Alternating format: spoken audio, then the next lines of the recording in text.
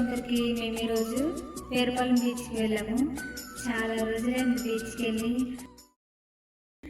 Road పక్కన ఈ షాప్లోనే నేను ఇదే ఫస్ట్ టైం చూడటం. మనకున్న పెద్ద జీవితంలో కష్టాలు మర్చిపోవడానికి అప్పుడప్పుడు ఇలాంటి ప్లేసులు కూడా చూడాలి. మనసు ప్రశాంతంగా ఉంటుంది.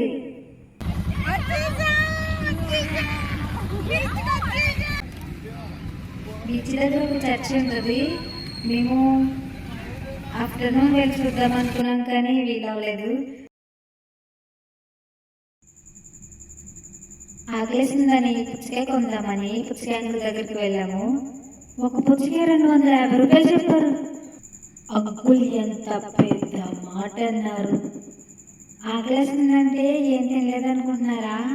తినేసాకే ఆకలేసిందండి. మాలాంటి లో క్లాస్ వాళ్ళు 250 రూపాయలు పెట్టి పుచ్చకాయ కొనడం అంటే చాలా పెద్ద మాట సార్. చిన్న చిన్న పిల్లకాయలు పెద్ద పెద్ద అలలు వస్తుంటే పరిగెట్టుకుంటూ వెళ్ళిపోతున్నారు. అసలు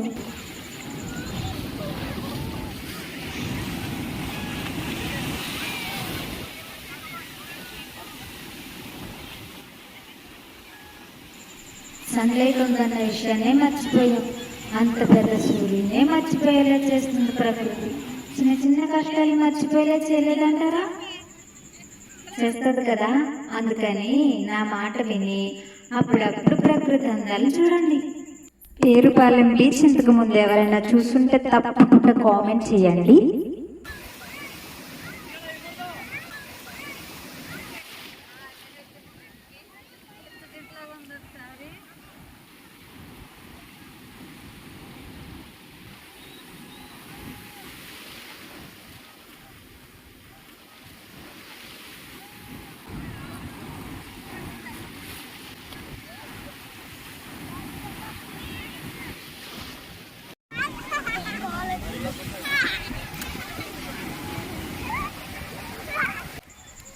బీచ్లో చాలా మంది ఫోటోగ్రాఫర్స్ ఉన్నారు. అత్తమాట ఫోటో తీమా అంటూ అడుగుతూనే ఉన్నారు. అసలు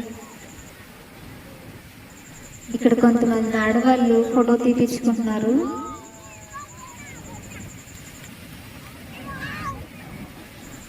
ఏం చేస్తున్నారు వీళ్ళు అనుకుంటున్నారు కదండి. ఆడవాళ్ళు కదండి, పనికి వచ్చే పనులే చేస్తారు.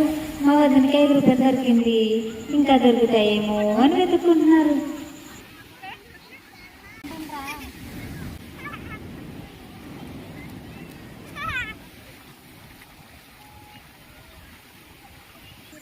పేరుపాలెం బీచ్ ఒక ప్రత్యేకతలు. ఇక్కడ ఉచితంగా ఇసుక మాత్రమే దొరుకును. ఇంకా ఉప్పు నీళ్ళు కూడా దొరుకుతాయి. కానీ తినడానికి పానీపూరి, పుచ్చకాయలు, బఠానీ చాట్, ఐస్ క్రీమ్ ఇలాంటివేమి ఫ్రీగా రావండి. డబ్బులుంటేనే వస్తాయండి.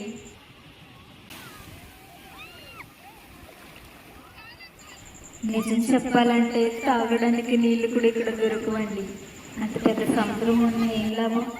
తాగడానికి ఉపయోగపడుతుంది కదా. చాలా బాగుంటుంది. ఎవరన్నా పేరుపాలెం బీచ్కి రావాలనుకుంటే చాలా జాగ్రత్తగా ఉండాలి. ఎందుకంటే ఇక్కడ పెద్ద పెద్ద అలలు వస్తాయి. ఇంకా ఈ సముద్రంలో గుంటలు ఉంటాయని అక్కడ బోర్డు పెట్టారు. దానిపైన చదివాను. సో ఇక్కడికి రావాలనుకునే వాళ్ళు కొన్ని జాగ్రత్తలను తప్పకుండా పాటించాలి. ఈ వీడియో మీకు నచ్చినట్లయితే షేర్ చేయండి. ఈ సముద్రం చూడగానే మీకు ఏమనిపించింది కామెంట్ చేయండి ప్లీజ్. Okay, thank you. ఎక్కువగా ఎండాకాలం సెలవుల్లోనే బీచ్కి జనం ఎందుకు వస్తారో తెలుసా? అప్పుడు స్కూల్స్కి సెలవు కాబట్టి. ఇప్పుడు మేమున్న చోట నుంచి ఇంకా చాలా దూరం వైపు వరకు జనం ఉంటారు. కానీ వాళ్ళందరినీ చూపించలేకపోయాను. మేము ఎక్కడైతే ఉన్నామో మార్నింగ్ నుంచి ఈవినింగ్ వరకు ఒక్క ప్లేస్లోనే ఉన్నాం మేము. సో అక్కడ మాత్రమే తీసిన వీడియో. వీడియో నచ్చితే తప్పకుండా నచ్చిందని కామెంట్ చేసేయండి. బీచ్కి వెళ్ళడం కోసం సోమవారం పొద్దున్నే లేచి రెడీ అయ్యి బీచ్కి వెళ్ళిపోయాము. బీచ్కి పొద్దున్న వెళ్తే సాయంత్రం 5 గంటల వరకు బీచ్లోనే ఉన్నాం. చాలా ఎంజాయ్ చేసాం. అసలు బీచ్ నుంచి ఇంటికి వెళ్ళాలనిపించలేదు, అంత బాగుంది. సముద్రం చాలా అందంగా ఉంటుంది కదా. ఇలాంటి అందమైన ప్రకృతిని ఇచ్చినందుకు ముందుగా దేవునికి థ్యాంక్ యూ చెప్పాలి.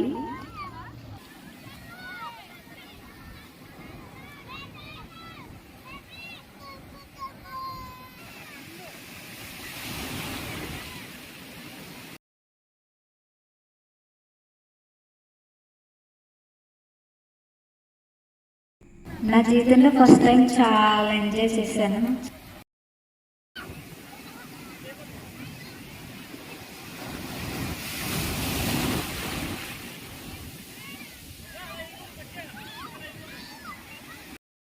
కొంతమంది అబ్బాయిలు అలలుస్తుంటే అరుస్తూ వెళ్ళిపోతున్నారు. వాళ్ళు చూస్తుంటే జాలిస్తుంది. పాపం, ఆనందాన్ని తట్టుకోలేరు, బాధల్ని తట్టుకోలేరు. ఎలా బ్రతుకుతారో ఏంటో. నా మాటలు ఏదైనా తప్పులుంటే అప్పులకిషండి. ఆడవాళ్ళు ఏ సిచ్యువేషన్లో అయినా కొంచెం కంట్రోల్గా ఉండగలరు. బహుశా ఎక్కువగా అమ్మతో ఉండడం వల్ల కావచ్చు.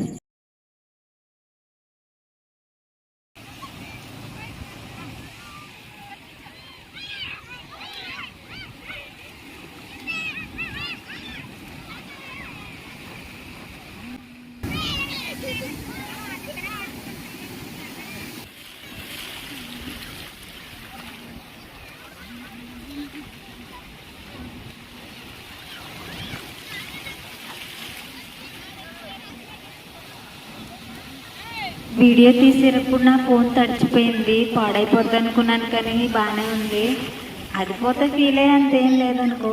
కాదంటే డబ్బులు పెట్టుకున్నాం కాబట్టి జాగ్రత్తగా కాపాడాలి కదా. ఫ్రెండ్స్, వీడియో నచ్చకపోయినా కానీ నచ్చిందని కామెంట్ చేయాలి.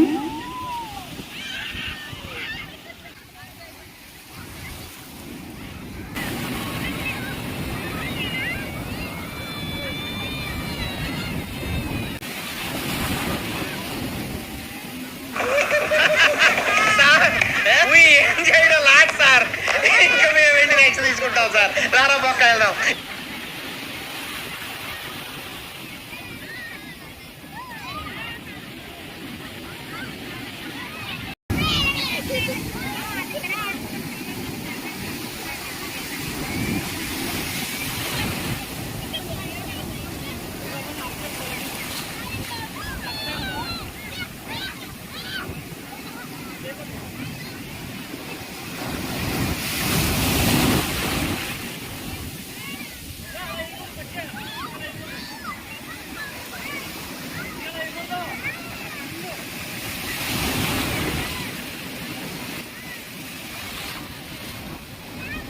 ఏ వెళ్తారులే, కూర్చోండి రా.